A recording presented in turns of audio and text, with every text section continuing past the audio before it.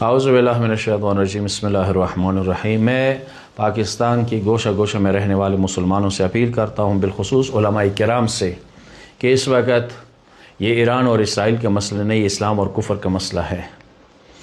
یہ گریٹر اسرائیل کا مسئلہ ہے، یہ اس ظلم کا مسئلہ ہے جس کو قرآن نے کنڈیم کیا ہے، یہ اس ظلم کی بات ہے جو اس کو اہل بیت علیہ السلام صحابہ کرام نے کنڈیم کیا ہے۔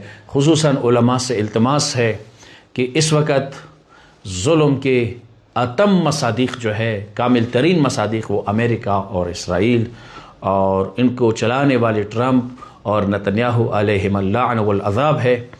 تو میں علماء پاکستان سے التماس کرتا ہوں کہ آپ کم از کم علی خامنہ کو تنہا نہ چھوڑے۔ آپ لوگوں سے قیامت کے دن اس حوالے سے پوچھا جائے گا، علماء کرام سے پوچھا جائے گا۔ نکل کر خانقاہوں سے ادا کر رسم شبیر، نکلے آپ مدارس سے، مساجد سے، اب بازاروں میں، اسٹیجوں پر، بلکہ پورے شہروں کو بلاک کر کے پوری دنیا کو آپ بتا دیں کہ علی خامنہ تنہا نہیں ہے، اس کی پشت پر ملت کڑی ہے، قوم کڑی ہے، اور یہ کام علماء ہی کر سکتے ہیں۔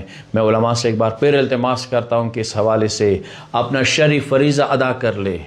یہ مدارس میں یا کانفرنس میں یہ کچھ نہیں ہوتا ہے، روڈوں پہ آ جائے اور ٹرمپ کو بتا دے، اور اسلام آباد میں امریکہ ایمبیسی کے سامنے کھڑے ہو کے ان کو بتا دے ٹرمپ کہ آپ تنہا ہے، علی خامنہ تنہا نہیں ہے، اس کے پیچھے ایک ملت کڑی ہے، اور یہ کام علماء ہی کر سکتے ہیں۔ علماء سے التماس ہے کہ بس خاموشی کو توڑ دے۔ البتہ کچھ علماء ہے جنہوں نے اپنی آواز اٹھائی ہے، ہم ان کے شکر گزار بھی ہیں، جماعت اسلامی والے، جمعیت والے، بالعموم تشیع علماء کو، بالخصوص جو ولایت فقیہ سے وابستہ علماء ہے، کم از کم ان کو اپنا فریضہ ادا کرنا چاہیے اس حوالے سے۔ وآخر دعوانا الحمدللہ رب العالمین۔